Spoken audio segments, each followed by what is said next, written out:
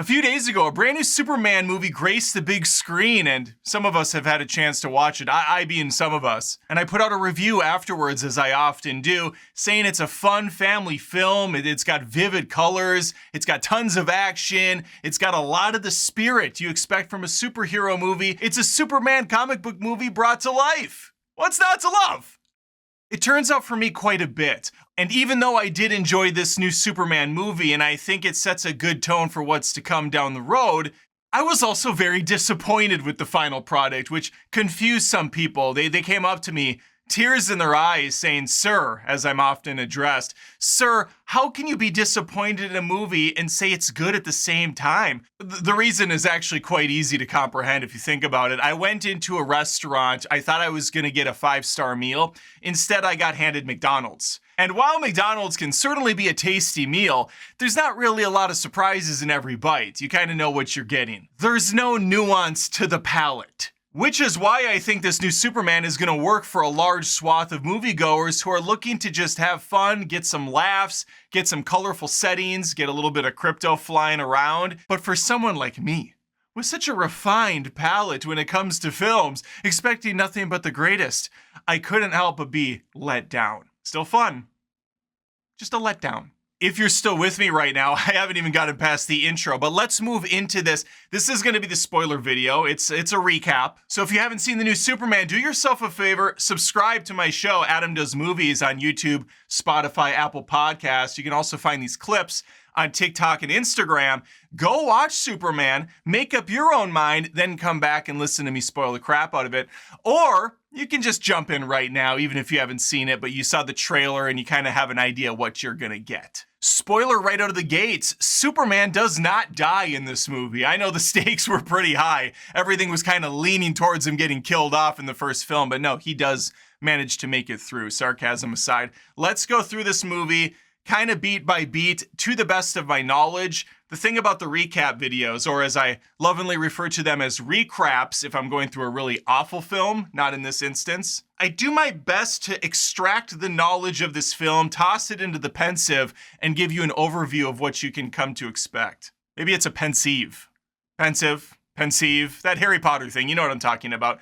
Okay, the movie fires up with exposition dumped in the form of text. So right out of the gates, this movie's not starting on the best foot for me. We have a 3 centuries ago, I think, and then it's 3 decades ago, 3 years ago, 3 months ago. James Gunn keeps putting up the text, and every one of them breaks down a critical moment for Earth. Starting with 3 centuries ago when metahumans were introduced. Then at some point, Superman is introduced. We then jump to 3 years ago. He established himself as kind of this savior of Metropolis. And that's an important one. This Superman has been around for 3 years. Everyone knows who he is. They love him. And Gunn even points out that the guy has not lost a fight. But then states, until now.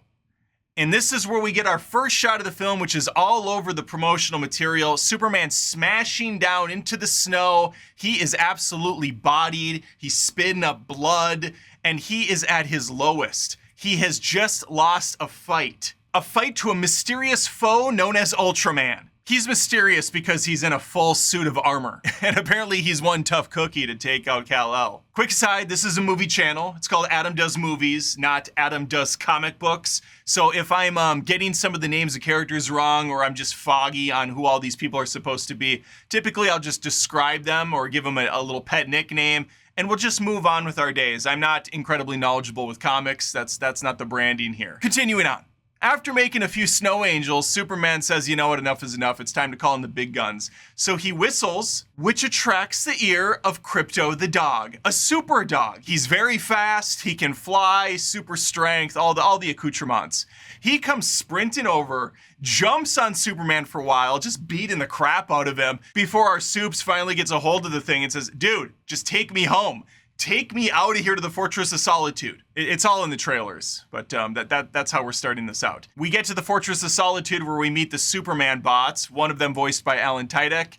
These are great little like humorous things. Everything's a humorous thing in this movie, by the way. Nothing's taken very seriously at all. They throw some shade at Crypto the dog, who I really enjoyed in this. Crypto is a unruly pet. He's definitely not house trained. He's constantly wrecking stuff. He doesn't listen to commands very well, except for that whistle. That one gets his attention. The bots strap Superman into a chair and they turn up the magnification on the sun, which powers our guy up. Bones are snapping back into place. It's incredibly painful.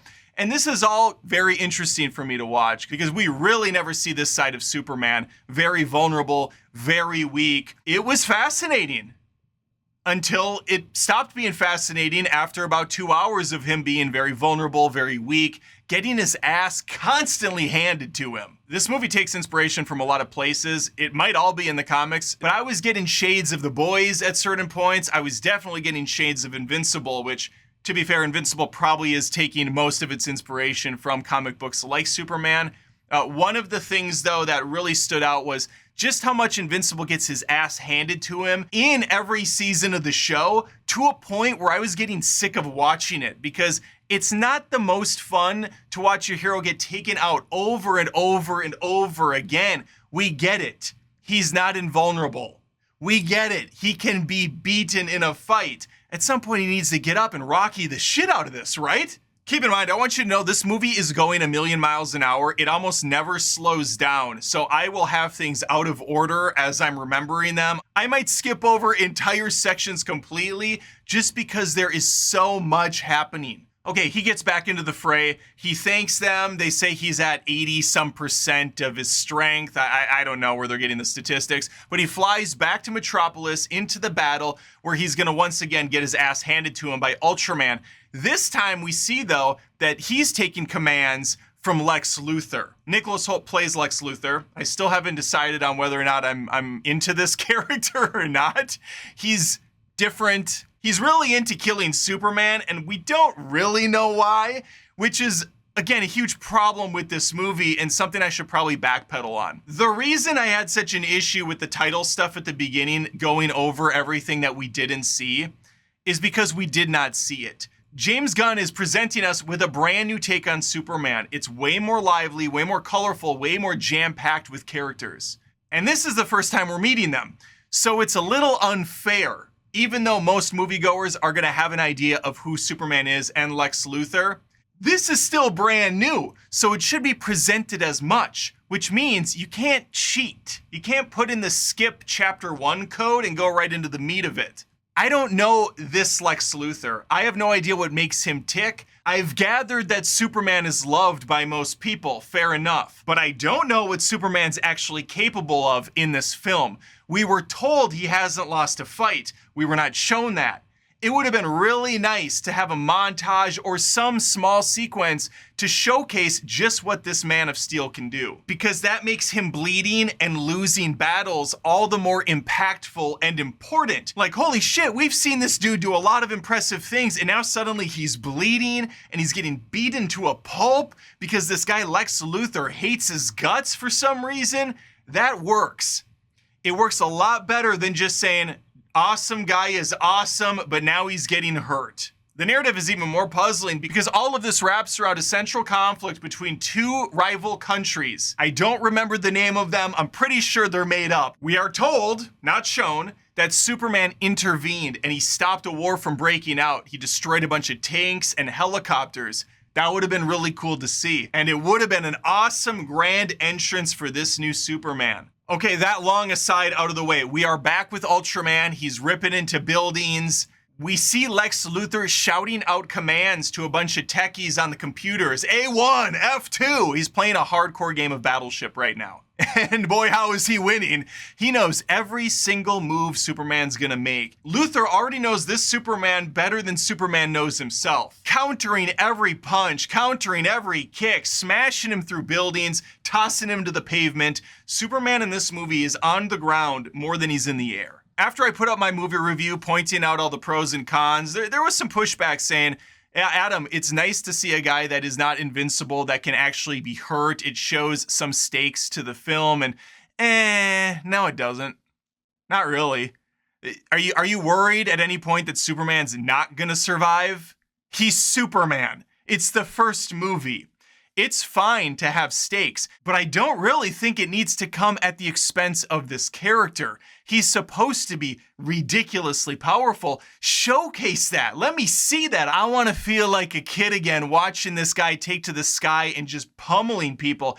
The stakes, the risk come from those around him. Put them in harm's way. Make him make tough choices like they did in The Dark Knight. Batman had to choose between the person he loves and the person that can make a major difference to the city.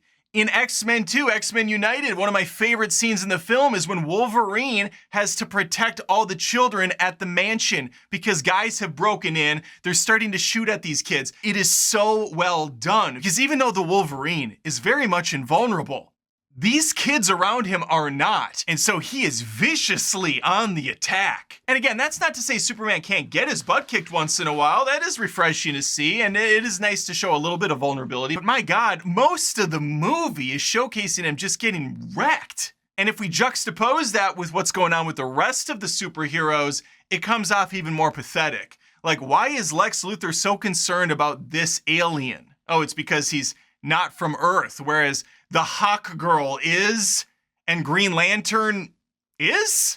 I thought he was an alien too. Maybe not. Maybe he just got a power ring and he's a human. It's, again, I don't know the comics. But again, general audience members aren't going to know that either. So they see a bunch of meta-humans and they all just seem like alien. Or they seem at least to the same skill set as Superman, if not more impressive.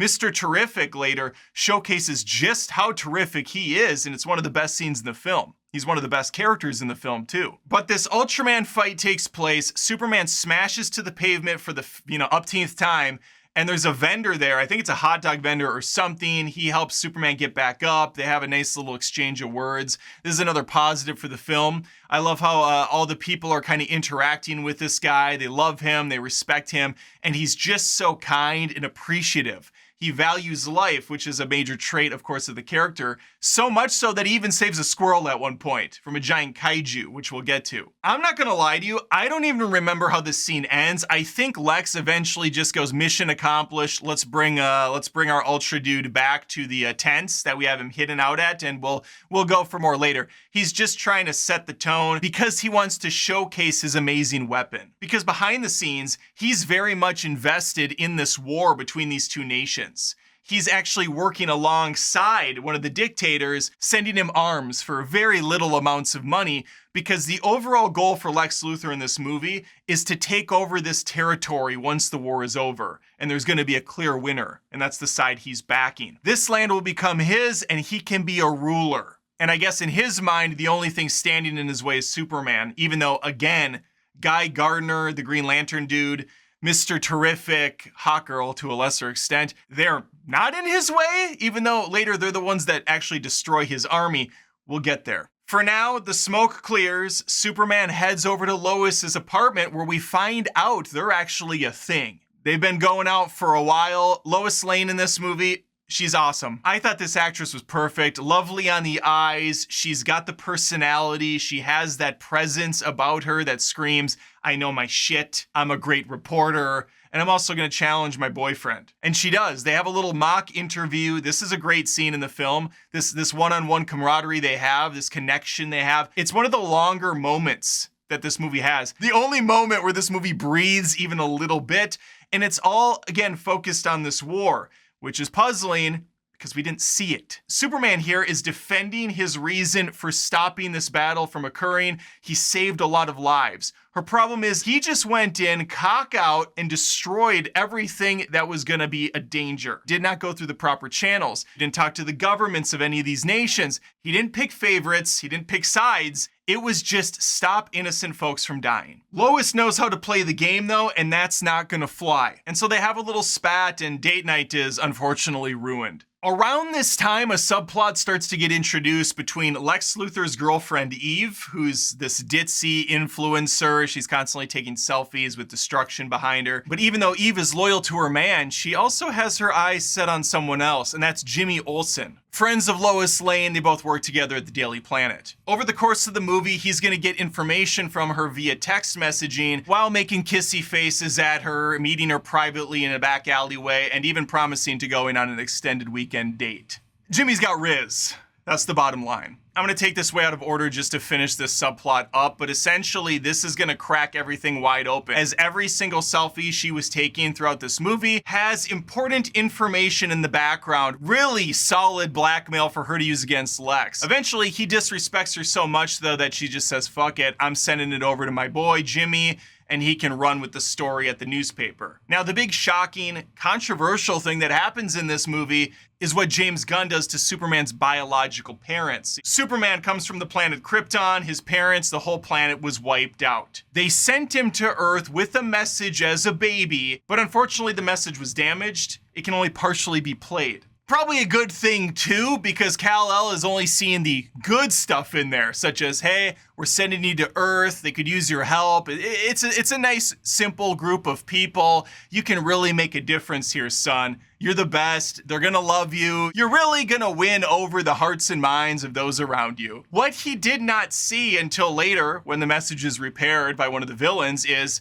also, you will rule over all of them. You're gonna kill off the ones that don't agree with you.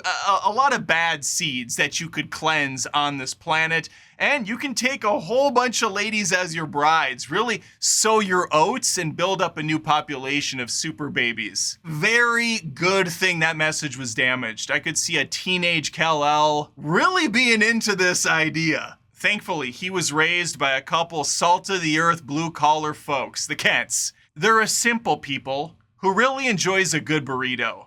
It's probably as much culture as this family has had. But their hearts are in the right place. Unfortunately for me, they were very slapsticky, much like everybody else in this film. Very dopey. They have a nice touching moment later on with Pa Kent. I know at this point my heart is as black as coal. It just really did not do anything for me. I got what James Gunn was trying to do, pulling at the heartstrings. Having Pa Kent be there as a shoulder to cry on for Clark Kent, the name they have given him since being on Earth. But because we just did not get much time with them, and because there were so many jokes at their expense, I couldn't get anything. And that's the problem with the whole movie, is there's just not a lot of emotion to be unearthed from it, which is crazy to think about from James Gunn, who managed to make me feel really sad for a CGI rocket raccoon in Guardians of the Galaxy. He made me feel concerned for a CGI shark in the Suicide Squad. He's really good at letting these small moments breathe and play out. But again, because there's so much in this movie, it's so jam-packed with shit. It's like if TikTok had a movie, this would be a great representation. And I know, I'm all over the place too here. That's just how these are. These recaps are all over the place. I didn't sit down and write a script, okay? I'm not running a multi-billion-dollar company like James Gunn is, so that's my excuse. I talked about this movie on a live stream a few nights back with some friends, and the big summary I had, the big takeaway is, this is an Illumination Superman film. The family pretty much enjoys it universally. It's kind of stupidly simple. There's a lot of zany characters, most of them played for laughs. And at the end of it, you're satisfied. But just like every Illumination movie, you also don't get much there. It's just fine to watch. I was personally hoping for something more like an Iron Giant or an old Pixar film that really has some depth to it and pulls at the emotions. Or even something as modern as The Wild Robot. Colorful, emotional, impactful films that do contain a lot of zany characters, that do contain comedy, but they are rooted at the core with some great messages and some powerful moments. This didn't give me that. And a great example of the clusterfuck this is right before Superman goes to see his parents, his name is driven into the ground. Because Lex Luthor, who absolutely hates Superman for some reason we're never told, spends every waking minute of his life thinking about how to kill him. And he finally came up with the master plan, which is to break in to the Fortress of Solitude. He has his crazy experimental people on his side, some chick that can morph her body into different weapons after going through some insane procedure, putting nanobites all over her, and then that secret mystery helmeted character who's kicked Superman's ass a couple times over. They get into the Fortress of Solitude, they body Krypto by throwing some of that nano shit over his head, and then they just leave him there, only for him to show up in the next scene, I'm pretty sure. Again, I'm all over the place, but this movie is too. I'm pretty sure they take out Krypto, who's covered in this black shit, and then immediately in the next scene, he helps Superman fight a kaiju. Could be wrong, but I think that's what happened, and it was odd. But again, there's not a lot of like stakes or thought into this movie. Things just happen all the time. Sexy nanobot chick is able to get inside of the computer system of the Fortress of Solitude, and she's finally able to repair the message, and they get to play back the awful instructions Kal-El's real parents have for him. And they broadcast that shit all over the world. And Lex knows what he's doing. He made sure there was a distraction in place for Superman so he wouldn't come knocking at the front door. He had some of his goons send out a giant kaiju to terrorize downtown, giving Lex the perfect opportunity to bust in. The battle with the kaiju showcases some of Superman's strength. He's able to lift the foot up, he saves a bunch of people, it's very awesome to look at, but he cannot figure out a way to save all these people and keep the creature alive. And that's when we get introduced to the new Suicide Squad, the new Guardians of the Galaxy, the Justice Gang. That's the joke that the Green Lantern's gonna use over and over again in this film. And that, to me, is the perfect example of why this movie will work for mainstream basic moviegoers. And for me, I'll roll my eyes a little bit and go, yeah, I watch a lot of movies. I've seen this shtick a million times over. It was just used in the Thunderbolts. They did the same thing. Thunderbolts, that name's not gonna stick. And that keeps going. It's the equivalent of the joke you've seen a million times over where a person goes, no way I'm getting on that plane. There is no chance in hell you're gonna get me on that plane. And then we smash cut to that person sitting miserably on the plane. It's a funny joke, it works, but again, there's no real depth to it. It's just a simple formulaic thing. And this brings me to a point I also brought up in that live stream.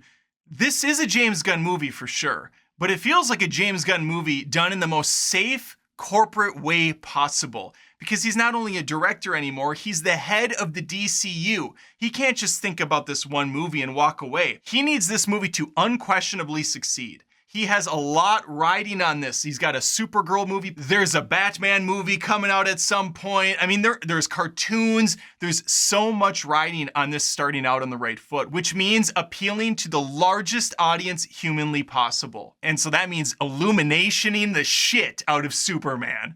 And for the millionth time, perfectly fine. I love me a good Illumination movie. Those Despicable Me movies, at least the first 2.5, are really good. I enjoy them, they're fun. Minions are fun characters. I even like the Grinch Illumination. So I'm not knocking them. I just had higher expectations. I had higher hopes for Superman, and it did not hit those. That's all, that's it. The Justice Gang shows up, they do their thing, they try to fight the kaiju on their terms. Superman's kind of like telling him not to hurt the thing. They don't give a shit what Superman has to say. They clearly don't really respect him, which is unfortunate, but maybe he'll get that respect in a later film. And unfortunately, this kaiju's gonna die hard when Mr. Terrific flies some of his little drone devices down into this thing's stomach and blows the shit out of him from the inside. It's after the scene ends that Lex broadcasts to the whole world that video by Superman's parents about how he should cleanse the earth and take a bunch of brides and just a bunch of stuff that's not great to hear. The town turns on his ass so freaking fast. I was like, what? That's all it took? After years and years of this guy helping you all and doing only good, you're like, fuck you, Superman. And I get it. People are very easy to manipulate, for sure. No question. But that was just, it was a little bit much, a little bit fast. And much like the breakneck speed of everything in this movie, it has no time to breathe. So he gets the can thrown at his head, and then he has a bit of an identity crisis. He flies back to Mom and Pa. That's where he has that heart-to-heart sequence. The dad gives like 3 lines of inspiration, and Superman goes, well, that's all I needed. I'm back, baby. Again, it's so quick. This could have been a whole story arc in a film. My God, there's so much happening. There is so much that happens in this movie. Holy shit. I didn't even get into the fact that Lex Luthor has developed black hole technology, and so he's able to bounce through a dimensional plane onto the other side wherever this black hole comes out, which happens to be a little tent headquarters where he's secretly working on these experiments. And inside of this little pocket dimension or pocket universe, whatever they are, There are all these little cubicles and places where people are stored that are a threat to Lex, such as a blogger, an influencer who he didn't like. He locked her up there.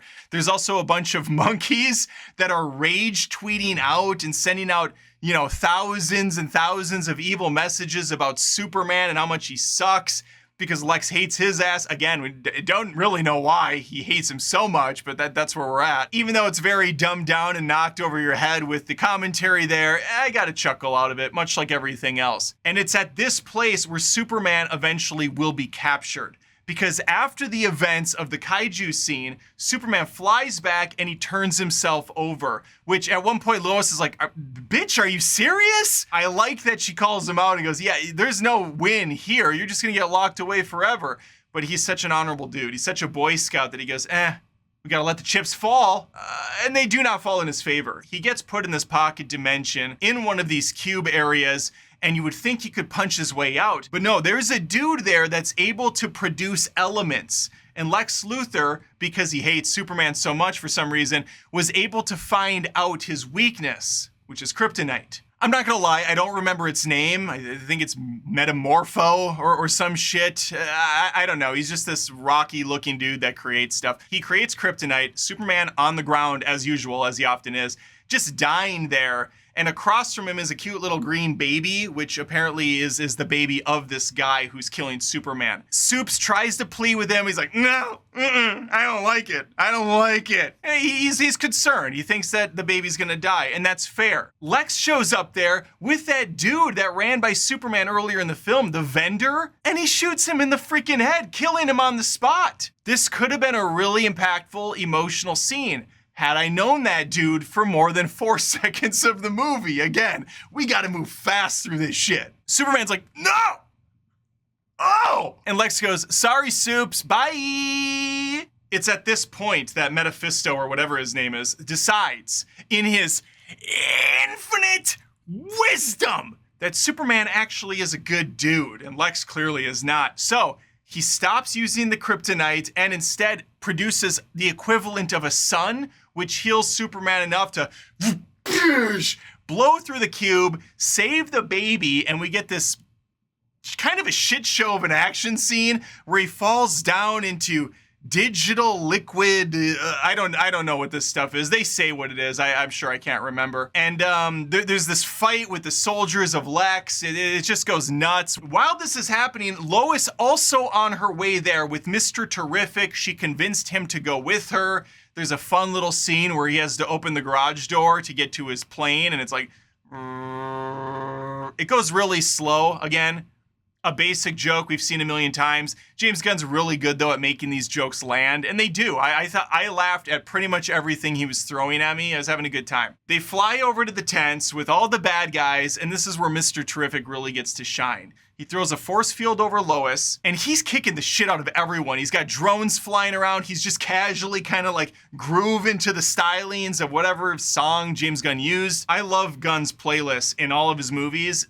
Weakest one in this one by far. Even the song he chose here, not my favorite. It worked. It was still an awesome sequence. It's the best sequence in the movie for me. But the music overall just not really hyping me up in this. The score, we did not get an iconic Superman theme song. And I think that really would have gone a long way to at least build up some of those emotions that were missing for me. After the best scene in the film, though, he makes his way to the Black Portal. He starts hacking into it. And eventually they catch up with Superman and he's saved by Krypto and his ice breath that blows him away. He's getting saved all the fucking time in this movie. Almost every fight, he's saved by Krypto. 3 of them for sure. This is going to take us to the final section of the film where Superman's finally gonna kick some ass for a tiny bit. Lex Luthor releases the goons. He also releases Ultraman. There's a lot of people for him to fight. And the biggest problem with this is there's also a war going on. Those 2 nations are about to attack again. One of them armed to the teeth with Lex Luthor weaponry. The other one basically pitchforks and rakes. One guy had a fucking cedar brick. Good luck with that. You saw this in the trailer. The little boy pulling up the Superman flag. Superman, Superman. And this is it, I thought. It's time to bring it home, James Gunn. Have our hero take out these assholes, fly over and save the day. That little boy can look up in the sky. It's a bird, it's a plane. It's Green Lantern? What? That's right, Superman knows he can't make it over there, so he calls in the Justice Gang or whatever. Keep in mind, the Justice Gang is basically like a corporate superhero league. They work for Metropolis or the country. I'm not sure exactly. We don't have time to figure it out. And that's the shot in the trailer where Guy Gardner is like smashing cars. He's flipping people off. A lot of middle fingers. I thought there was going to be one tops, but there's like 4. He basically just repeats the same 2 attacks for like 6 people in a row. At this point, the animators are like, oh my God, we have like a week to finish all of this. Just recycle the same 2 shots for this thing. As a side, I do like all the Justice Gang. I know Hawkgirl got a lot of shit in this because she just doesn't have much to do. And she's kind of an emo Aubrey Plaza type, just very laissez-faire about any of it. Can't be bothered to put down the newspaper and save the day. I liked the attitude. I actually liked the actress. She did a good job for what she had, except for the yelling. She yells in this with the dumbest facial expressions, and I could not stand it. It was painful on my ears. And she's gonna be the one that ends up taking out the dictator, dropping him to his death, because she says to him, hey, I'm not Superman. I don't have some silly little code of conduct. Girl, bye. So Guy Gardner and friends save the day. Meanwhile, Superman, who does kick a little ass with his laser eyes, he's spinning around, he does some cool shit. He's gonna get bodied again by Ultraman. And this is the big reveal. The reason Lex Luthor could get into the Fortress of Solitude, which is protected by the DNA of Superman, is because Lex Luthor had his DNA. We didn't see when he collected it. That was done off camera, like a lot of other things in this movie. It doesn't matter, we're moving fast, it's TikTok. But he got it and he cloned Superman, which is why we have Ultraman, who rips off his mask only to reveal the dark, emo, bizarro Superman. That's right, baby. We got Bizarro in this one. All I could think during this, and hear me out, please. Lex says that this is actually a stronger version of Superman. He's not perfect. He's not a one-to-one copy. And I thought to myself, oh my God, this would have been so fucking cool if it was Henry Cavill as the evil Superman. It would have bridged the gap. It would have brought everyone together for this movie to see Henry Cavill once more as Superman. He's already been evil in the, those other iterations. To have those 2 on screen together would have been such a mind-blowing reveal for the fans. Alas, it's just Corin Sweat again playing both characters, but this fight is all right when you could see it. It's in the dark a lot during this. Some of the camera zooming around and doing all this wild shit can be a lot. And again, it's kind of just like a video game here. They're punching each other back and forth. Not a lot of emotional weight to any of it. Krypto saves the day once more. And eventually he is thrown into a black hole because while this fight is going on, oh my God, there's so much going on in this fucking movie. Lex Luthor lets the black hole get out of control and it starts ripping into Metropolis. While this is going on, Lois Lane and the other reporters have jumped in Mr. Terrific's plane and she pilots it over the city. What are they doing? Just escaping, just going on a little joyride because they had to... What? I mean, they just left the place late. It's not like they got the files out quickly. It's not like they stayed behind, sacrificed themselves to get the story out to people. They did that wirelessly from the plane. So the evacuation and all that stuff felt a little unnecessary. But there's a shot towards the end of this movie where Superman saves a woman in a car from a building falling on her. She gets the hell out of there. Thanks, Superman tips the hat. And he comes out of the smoke and debris in a silhouette. It was such an awesome shot. I just thought, fuck, if we could have got a little bit more of this Superman. Just a little bit more. I don't need the whole stoic thing throughout. I get it's not that type of a character, but every past Superman had that presence to him. Some of them more effortlessly than others, but in this movie, we just do not see a more serious side of that character, the respected, powerful side. This one, he's really more of just a dude in a Superman outfit that gets lucky and can lift buildings and shit. At the end of the movie, when the real hero of this film, Mr. Terrific, steps in and repairs the land from ripping, Superman smashes into the hover plane thing Lex Luthor's now in to escape Metropolis. and he's gonna beat the shit out of him, but he, of course, can't do it. He's gonna let the authorities take him away. But first, Krypto shows up and kicks the crap out of him. Again, the dog and Mr. Terrific are basically the main characters in this film. They do everything. Lex Luthor starts to pout and cry, and I guess we'll see him in the future, hopefully a changed man. I can't imagine that'll be the case. And it looks like Eve is gonna get that date with Jimmy after all. I hope it turns out. At the end of the movie, Superman is back in the Fortress of Solitude. He's laying down in his little bed, getting worked on. And while he's there, instead of that video that he always watches of his parents, his alien folks, it's replaced with his folks on Earth. He sees all the highlights growing up with them, how he was raised, and the importance of that family dynamic as opposed to the false promises from the past. It's a nice little ending, but then it's not over because record scratch. Kal-El's cousin shows up, Supergirl, drunk off her ass. She's here to get her dog, Krypto. He jumps on her, he's like smashing her into the concrete. She's laughing and having a good time, and we'll see her in a future movie. I liked this actress. I think she's gonna be a lot of fun.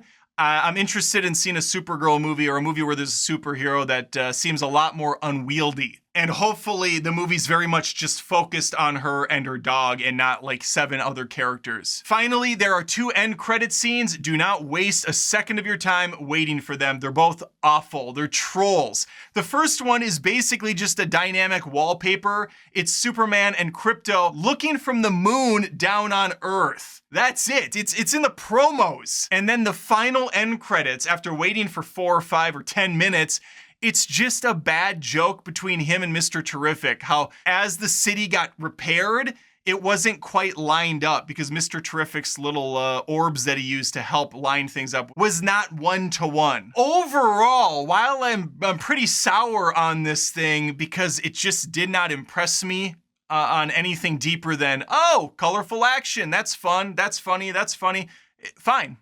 Cool. A lot of people are liking it, and I'm happy for them. It just it did not hit me the way it must have hit other people, apparently. And there you have it, Superman 2025. It was very hard for me to get through this, covering everything, because holy crap, so much happens when you say it out loud. So much happened when you watched it.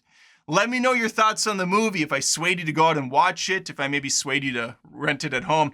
I don't want to deter you from seeing it. You'll probably have a great time. A lot of people are. For me, it was messy, colorful nonsense, not bad, just not anything special. And that's too bad for a brand new superhero movie, a brand new James Gunn Superman movie in the DCU. Let me know though, please, again, think of subbing to Adam Does Movies on YouTube, Spotify, and Apple Podcasts. Hit me up on Twitter, TikTok, and Instagram, and hopefully I see you in future videos. Take care.